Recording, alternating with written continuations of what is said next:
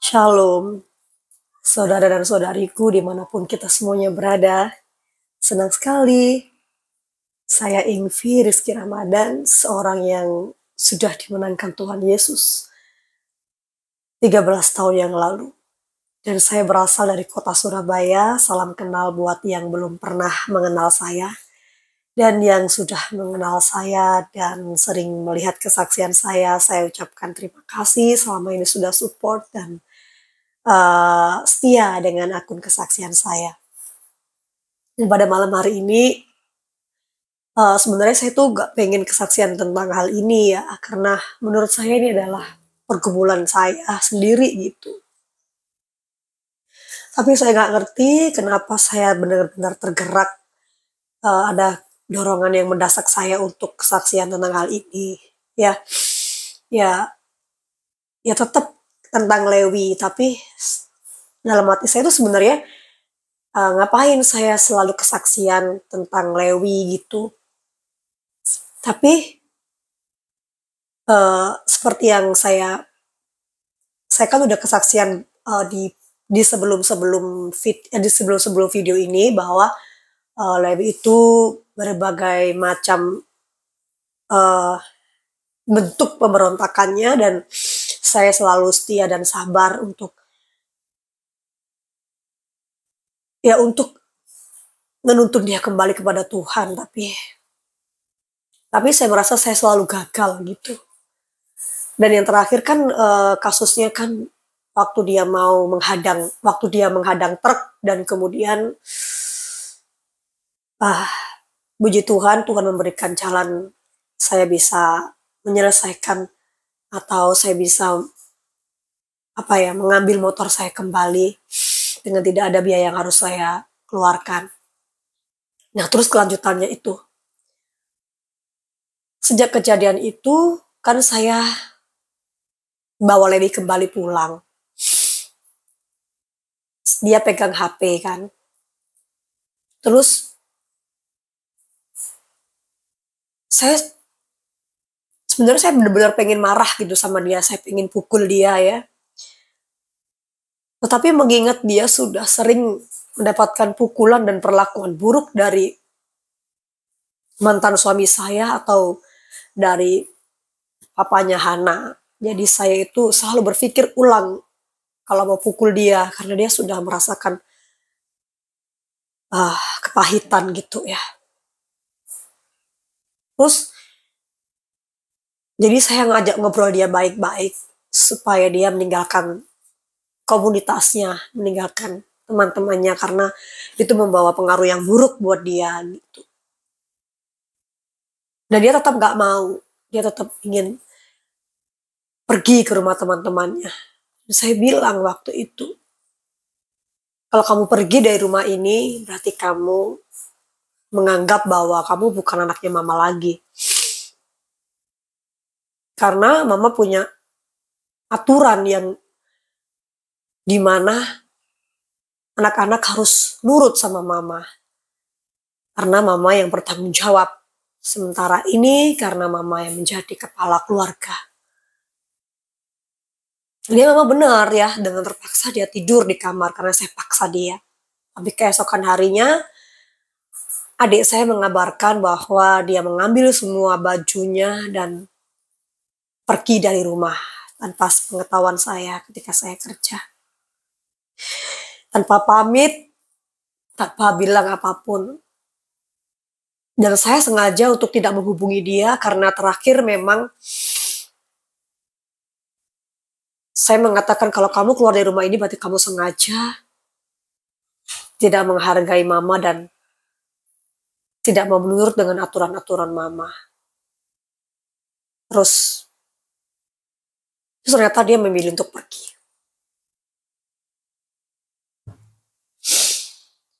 Jadi saya nggak pernah saya nggak pernah bicara yang kasar gitu ya sama dia itu. Walaupun menurut daging saya benar-benar emosi ya, karena saya sendiri dari dulu ya membesarkan dia sendiri dan adik-adiknya sendiri dengan begitu susah. yang dimana makan sehari-hari saja itu sudah mujizat bagi saya. Dan dia sudah saya sekolahkan itu berkali-kali.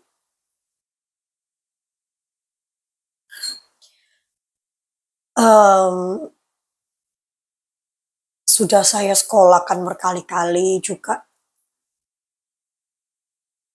Tetap dia tidak mau sekolah. Dan istilahnya tuh, saya tuh nggak punya uang, tapi saya selalu mengada-adakan itu untuk dia. Karena saya merasa bahwa dialah anak anak sulung saya ya, di mana dia laki-laki yang saya harapkan dia menjadi anak yang takut akan Tuhan dan bagaimana sih harapan orang tua kepada anaknya. Ya. Lain lagi kalau misalkan saya punya banyak uang dan anak saya berkali-kali menghabiskan uang saya. Itu aja pasti saya akan marah. Tapi ini saya tuh makan aja mujizat, bayangkan. Setiap hari saya makan tuh mujizat. Tapi dengan sengaja anak saya itu membuat onar dan berontak. Pemberontakannya itu menghabiskan banyak sekali uang. Dan akhirnya kemarin pun kasus terakhir kan saya bilang sama dia, meskipun kamu menyembah Allah lain, Tuhan tetap menyelamatkan kamu, gitu. Nah, setelah itu dia tetap memilih untuk pergi. Dia sudah pergi berarti hampir 20 hari ya, 2 minggu mungkin ya, 2 minggu. 2 minggu dia sudah pergi.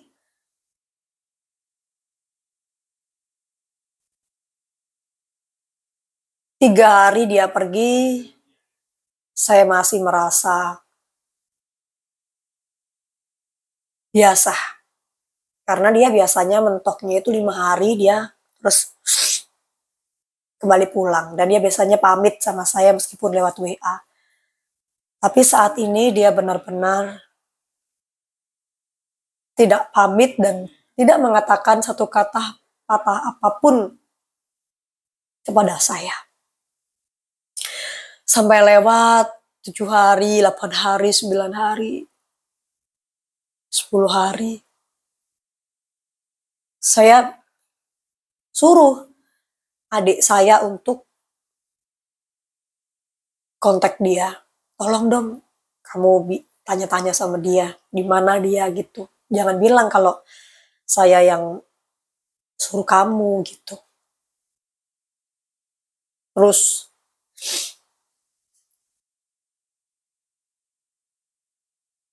ya adik saya mau bantu saya, dia WA dan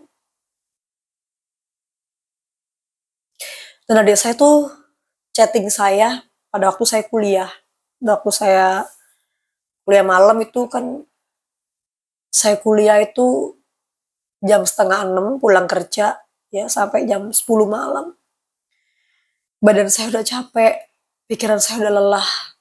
Jam setengah 10 kan belum selesai, setengah jam sebelum selesai saya udah mau ngantuk gitu. Tapi saya tetap harus fokus dengan pelajaran itu karena saya semangat ya. Karena Tuhan mempercayakan pada saya untuk saya bisa kuliah di teologi, itu sebuah hak keistimewaan nih dari Tuhan. Dan juga dari orang yang mensponsori saya. Jadi saya senang banget gitu. Ketika adik saya itu men-screenshot hasil WA-nya dengan anak saya, dan kemudian dia mengatakan, saya menangis ketika saya WA sama Lewi gitu. Karena Lewi ngamen tuh makan gitu dan tidur di rumah temennya. Terus saya bilang sama adik saya tetap nggak mau nyari, gitu. Saya tetap nggak akan nyari Lewi. Kenapa? Karena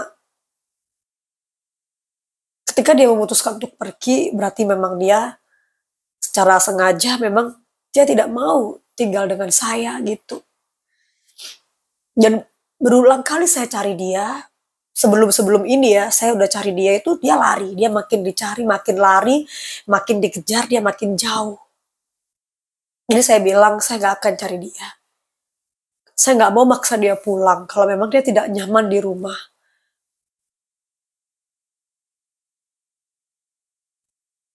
Ya sudah, gitu. Tapi saya langsung nggak konsentrasi itu ketika dosen mengajar.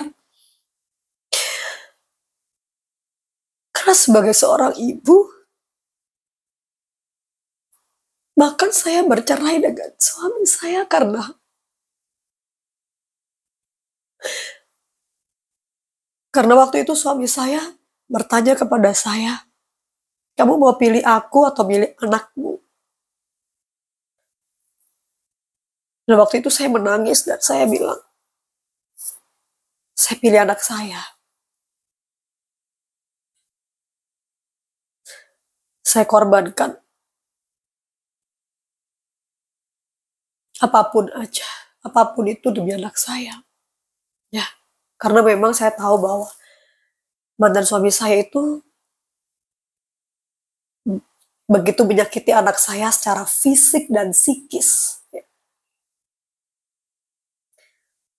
Sehingga mungkin karena itu juga anak saya bisa seperti ini. Dan saya sudah minta maaf sama anak saya dan menjelaskan bahwa kita harus mengampuni papanya Hana ya. Tapi mungkin dia tidak mengerti arti pengampunan. Mungkin dia masih merasa pahit. Sehingga dia melakukan banyak hal. Yang orang-orang bilang dia benar-benar nakalnya keterlaluan ya. Terus kenapa saya pengen kesaksian ini? Itu uh, uh, sebentar, tadi saya ngomong apa ya? Tadi sempat saya pause karena dia nangis. Terus saya balik lagi. Jadi bingung tadi saya ngomong apa. Aduh, nggak bawa tisu lagi, jorok. Uh, oh ya, yang pengen saya saksikan itu adalah ini kan apa ya, latar belakang kenapa saya ingin menyaksikan hal ini gitu. Nah, sebenarnya yang pengen saya saksikan adalah tentang hati Bapa.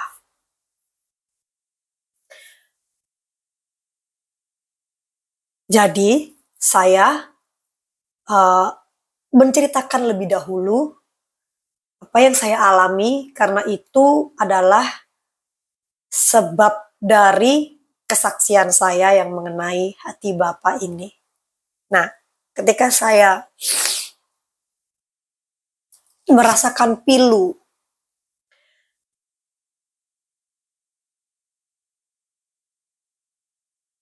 saya nggak menyangka bahwa anak saya meninggalkan saya. Di mana saya begitu berkorban, ya, untuk membela dia. Supaya dia tidak dipukulin sama suami saya yang dulu. Akhirnya saya, begitu parahnya dia kalau menghajar anak saya, akhirnya saya memilih untuk berpisah dan belanin anak saya. Saya nggak menyangka bahwa anak saya itu sepertinya kok tidak mengerti pengorbanan saya gitu. Bahkan uang yang saya keluarkan saat ini, ya saya nggak punya uang dan saya Bagi saya, yang saya keluarkan buat Lewi ini paling terbesar daripada anak-anak saya yang lain, terbaik.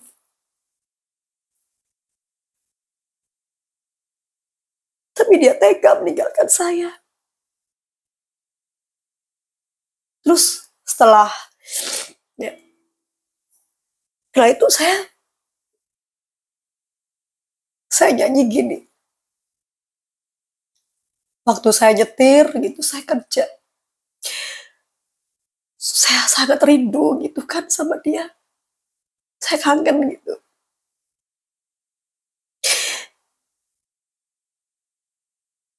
Saya nyanyi. Sering ku tak mengerti jalan-jalanmu, Tuhan. Bagai di belantara yang gelap. Tanpa seribu tanya, namun tetap percaya. Janjimu, Tuhan, ada berubah.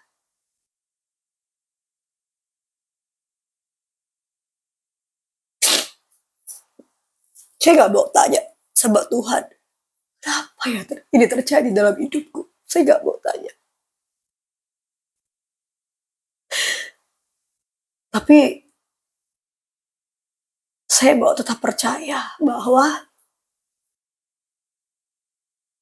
jejakmu, Tuhan, sungguh sempurna. Selama saya masih mengikut Tuhan, saya percaya bahwa tidak ada sesuatu yang di luar kendali Tuhan. Saya berdoa waktu saya nyetir, kan saya sales ya. Jadi sehari-hari saya nyetir di jalan. Ketika saya nyetir di jalan, saya bicara sama Tuhan. Tuhan, justru di masa kesulitan ini, saya memiliki ruang yang dinamakan NGD.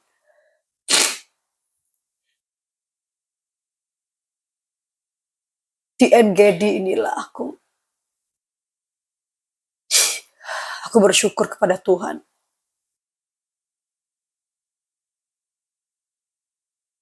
Sampaikan salam rinduku kepada anakku, Tuhan. Dan jagailah dia. Lindungilah dia. Tapi yang paling terutama, bawalah dia kembali kepadamu. Jamahlah dia secara pribadi. Seperti engkau menjamahku pada waktu engkau menemuiku pertama kali. Lalu saya kaget ketika Roh Kudus memberikan gambaran tentang hati Bapa. Begini yang saya dengar dalam hati saya. Apakah engkau pernah membaca surat tentang anak yang hilang? Saya jawab tentu. Ya berkali-kali saya baca. Selama ini kamu hanya membaca. Dan saat ini kamu merasakan bagaimana rasanya memiliki anak yang hilang.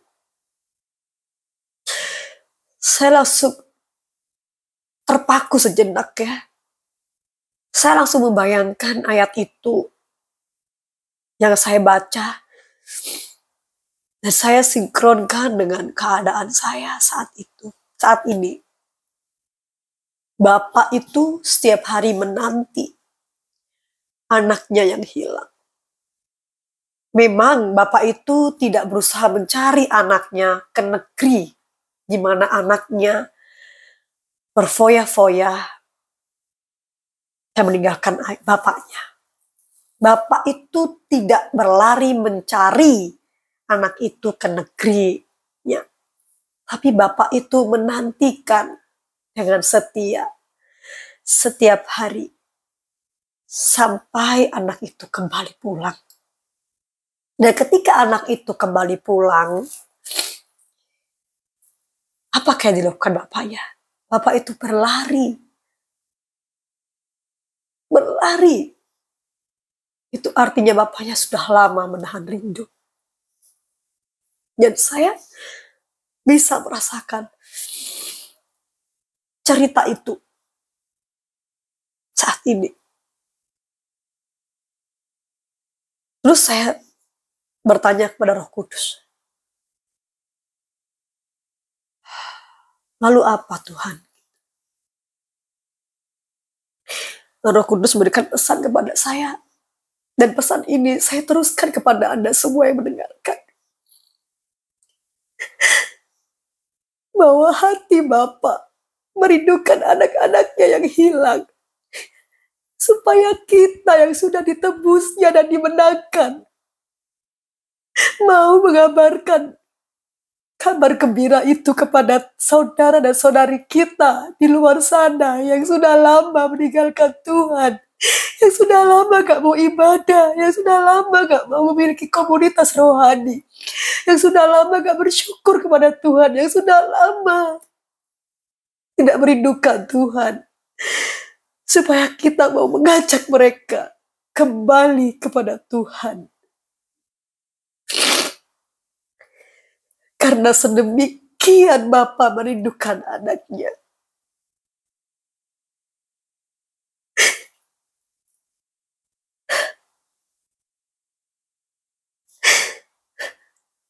Mari kita adopsi hati Bapa.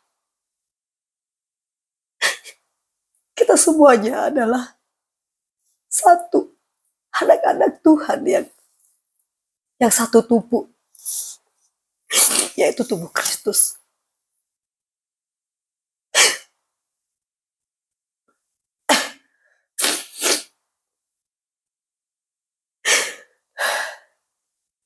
Sebentar saya ambil tisu ya. Oke, saya loncat sedikit.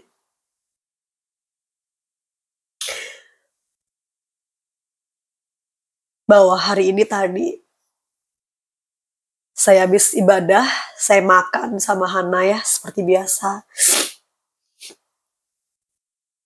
Ketika saya makan, saya ingat bahwa apakah Lewi sudah makan? Tidur di mana dia?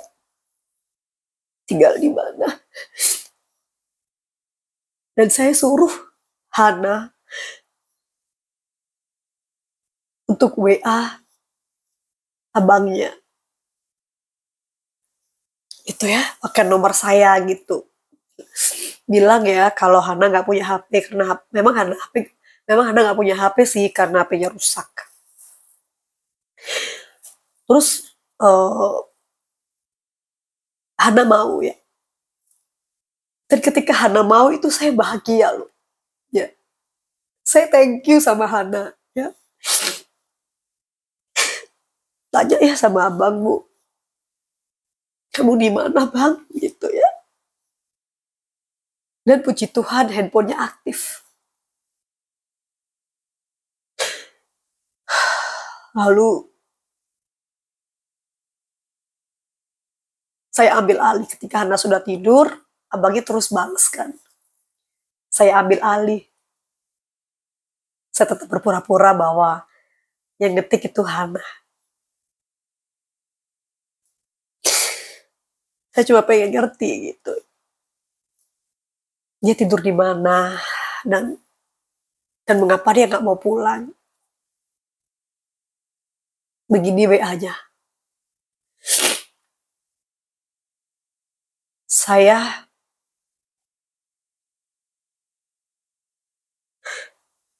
bilang gini, sebagai Hana ya, Bang, kamu tidur di mana? Karena Hana panggil Lewi itu abang gitu. Karena dulu kita tinggal di Jakarta kan, dan uh, Labi bilang di Surabaya Utara gitu. Kamu tidurnya di mana gitu? Di rumah siapa? Ya, di temenku. Terus aku ngamen gitu kan. Ketika dia bilang dia ngamen, hati saya tuh miris ya. Karena waktu saya SMA, saya tuh ngamen. Untuk sekolah, saya tuh ngamen. Dan saya berjanji pada diri saya, bahwa saya nggak akan pernah membiarkan anak-anak saya itu meminta-minta. Ngamen. Saya akan berjuang. Sedemikian rupa. Kalaupun minta-minta, biar saya minta-minta, jangan anak saya. Tapi kenapa anak saya sekarang malah memilih jalan itu? Padahal di rumah ada makanan. Meskipun cuma tahu, tempe, atau telur. Kalau Tuhan berkati kami bisa makan yang lebih. Kalau Tuhan berkati kami sedikit, kami makan apa adanya. Kenapa dia malah memilih untuk ngamen buat makan? Terus saya teruskan aja gitu ya, dengan bahasa Hana gitu. Karena saya sangat rindu sama dia dan saya pengen komunikasi sama dia. Kalau saya yang komunikasi sama dia gak akan pernah terbuka sama saya. Dia gak mau ngomong sama saya. Tapi kalau saya lewat Hana, dan Hana mau membukanya, saya bahagia gitu. Karena dia bisa ngomong sama Hana. Ya tidur warung aku, habis ngamen aku tidur di warkop. Kadang tidur di temenku, dan kadang tidur di ruko-ruko. Ya, langsung saya nangis. Saya membayangkan anak saya menjadi gelandangan.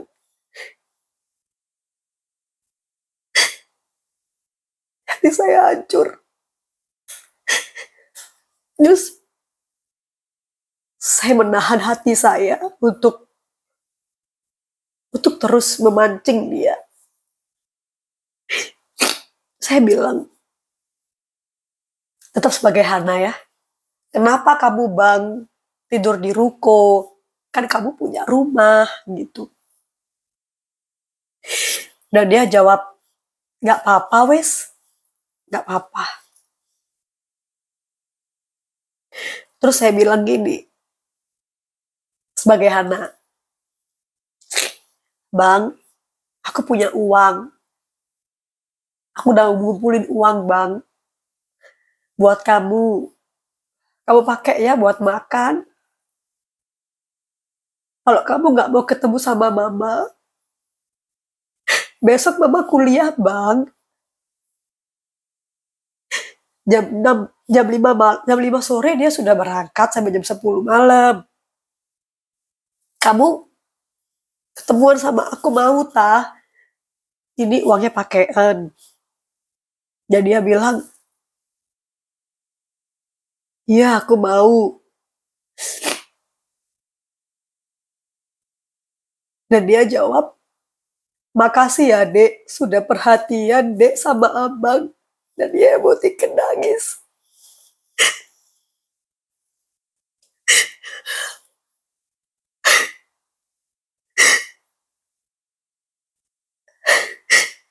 Terus saya balas masih sebagai Hana, iya bang, aku kangen abang. Kamu naik apa bang besok kesini? Ya balas, kalau ada motor ya abang naik motor temen abang, kalau nggak ada ya gandol nggak tahu gandol apa dia ya. Kalau nggak gitu naik angkot gitu. Iya dek, abang juga kangen adek, dia bilang gitu. Terus saya mulai masuk. Mama juga kangen kamu loh bang. Kamu selalu didoain mama setiap pagi dan malam, setiap hari gitu. Ya, saya mulai bicarakan sama, memberitahukan dia bahwa saya itu juga rindu sama dia dan saya berdoa buat dia. Dan dia bilang, iya bilang ke mama, titip salam, makasih ya gitu. Terus saya lanjutin, besok mama kuliah bang, tak tunggu di rumah ya, aku kasih uang. Kamu kenapa nggak mau pulang bang? Gitu kan, mulai lagi saya masuk gitu. Saya pancing, tapi dengan bahasa anak-anak, biar dia tidak curiga. Iya besok tak gitu. Iya bang besok nggak apa-apa kesini yo gitu. Kamu kenapa nggak mau pulang bang gitu. Dia bilang nggak apa-apa gitu. Dia tetap bilang nggak apa-apa gitu. Nah terus di akhir chat saya langsung to the point. Maksudnya tetap sebagai Hana tapi to the point ya. Kalau bisa kamu pulang aja bang, jangan pergi lagi. Tapi kalau nggak mau nggak apa-apa bang, aku doain kamu sehat dan segera mau pulang, terus sama-sama lagi. Ya udah aku tidur dulu ya bang, kita semua sayang kamu, God bless you bang. Ternyata Lewinya, dan saya berharap bahwa saat saat saya sebagai Hana tadi mengatakan bahwa jangan pergi lagi ya, kesini aja gitu. Saya berharap bahwa dia mau kan, tapi ternyata dia bilang, iya aku mau hidup di luar aja dek. Good night dek, makasih.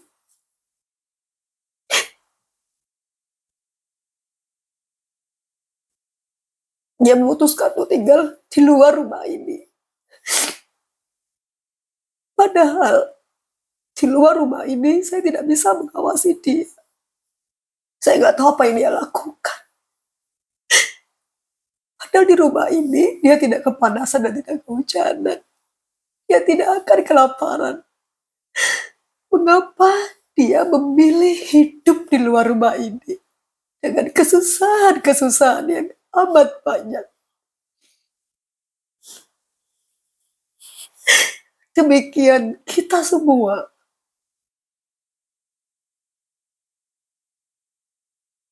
Betapa hancur hati Bapa ketika orang mengabarkan kepada kita Injil Kristus, kabar bahagia.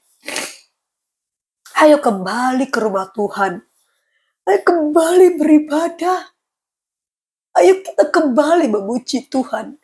Dan kemudian kita berkata, enggak, aku masih senang dan nyaman di luar Tuhan. Sama seperti jawaban Lewi. Aku hidup di luar aja deh.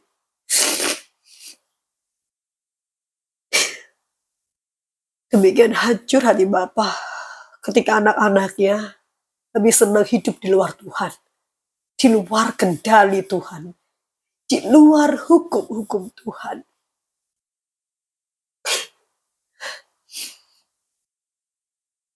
Di sini saya tahu kenapa Tuhan tidak pernah memaksa kita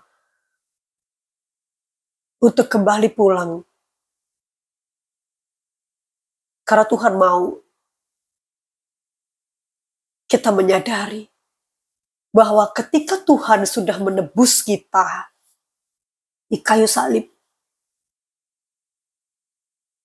kasih karunia itu tidak membatalkan tanggung jawab kita untuk menjaga keselamatan kita sampai akhir. Bukan berarti kalau Tuhan sudah menebus kita, lalu kita bebas semau sendiri. Bebas semaunya sendiri. Dan mengatakan aku mau hidup di luar sana. Kita tetap memiliki tanggung jawab untuk menjaga keselamatan itu. Ingat, kasih karunia tidak membatalkan tanggung jawab kita. Free will itu diberikan kepada kita. Tuhan tidak memaksa kita karena kita manusia. Kalau Tuhan memaksa kita, itu namanya Tuhan menganggap kita robot. Tapi Tuhan begitu menghargai kebebasan kita untuk menyembah Dia, untuk memuji Dia dengan sukacita, dengan sukarela. Mari kita adopsi hati Bapa. Kita yang sudah percaya, mari saat ini mulai mendoakan orang-orang yang jauh dari Tuhan. Mari kita chat orang-orang yang jauh dari Tuhan. yang lama nggak nampak di gereja, yang lama nggak nampak di komunitas, yang lama sudah undur dari pelayanan atau undur dari Tuhan. Tanya, kenapa ya? Kita kasih perhatian kepada mereka. Karena Bapak senang loh, bahagia ketika tadi Hana mau melakukan. Dan tadi ya, terus kan saya cerita lagi. Saya ngomong sama Hana, besok sebenarnya Mama gak ada uang. Tapi Mama sisihkan untuk Abang. Kamu bilang sama Abang, kalau ini uang kamu ya. Saya tidak mengajarkan dia berbohong, tapi saya suruh Hana bahwa anggap saja ini uang Mama berikan sama kamu dan Mama minta kamu berikan sama Abang. Saya nangis, saya ngomong sama Hana itu nangis karena saya nggak bisa lagi tahan gitu ya.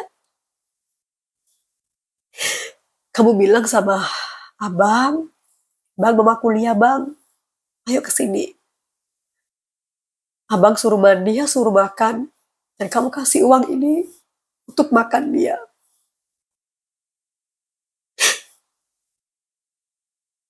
Dan bilang sama Abang kalau Mama sayang sama Abang ya. Dan Hana menangis ketika saya menangis. Dan Hana mau melakukan apa yang saya suruh. Dan itu saya sangat bahagia. Demikian Bapak juga bahagia ketika kita anak-anak yang mau melakukan firman Tuhan untuk mencari anak-anak yang hilang yang lain. Supaya mereka kembali kepada Tuhan. Ya, saya tahu meskipun itu gak mudah ya. Karena anak yang hilang itu gak sekali dua kali disuruh kembali dia langsung mau, gak. Saya juga memiliki beberapa teman ya, yang dimana dia sudah undur dari Tuhan. Karena banyaknya kecewa dengan keadaan ini, dia undur dari Tuhan dan saya chat dia untuk kembali kepada Tuhan, untuk mengatakan bahwa Tuhan Yesus sayang sama kamu. Tapi dia menolak mentah-mentah bahwa bahkan dia memusuhi saya, bahkan dia mengatakan dia menyakitkan hati saya. Tapi it's okay, saya melakukan itu karena saya mengasihi Tuhan dan saya mengasihi dia. Dan itulah kesaksian saya. Saya pengen kita semuanya sama-sama mengadopsi hati Bapa. Ya. Untuk sekedar chat teman-teman kita ya. Menanyakan kabar, memberikan perhatian kepada mereka. Supaya kehangatan kasih Kristus itu bisa mereka rasakan dengan kehadiran kita.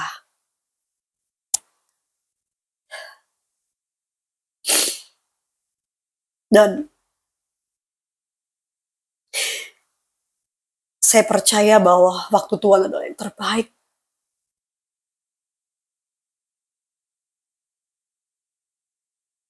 Saya percaya.